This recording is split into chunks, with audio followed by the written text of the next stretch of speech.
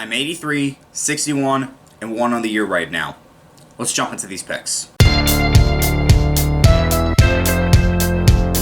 Alright guys, let's start with the Thursday night game, which is the Chargers going over to Oakland. I'm going to go with Oakland on this one. Kind of a tie for me. I don't know how the Chargers are going to do after pretty much killing the Packers. They could be on the way up, but I got to see a little bit more. While the Raiders definitely look like an improved team from last year. Baltimore's traveling to Cincinnati. Baltimore. They took down the undefeated Patriots. Did not see that one coming, especially how they won the game.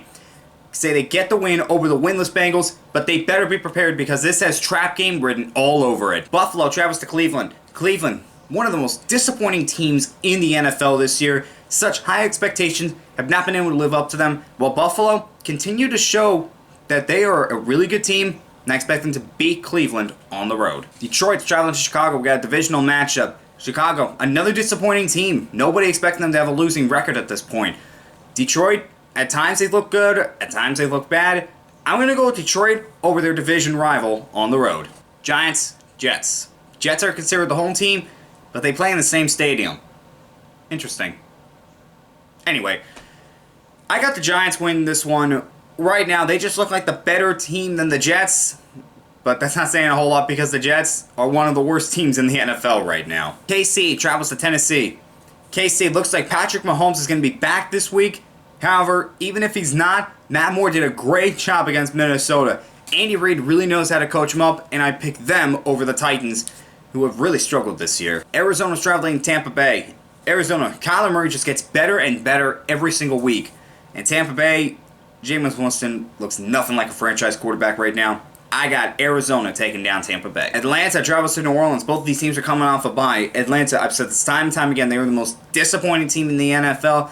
Dan Quinn's job is on the line at this point, but they can't get the win against New Orleans, who look like one of the best teams in the NFL. Miami travels to Indianapolis. Miami, they got their first win of the season against their division rivals in the Jets, while Indianapolis, tough loss against the Steelers. I'm going to go Indianapolis at home to avenge that loss. Rams are traveling to Pittsburgh.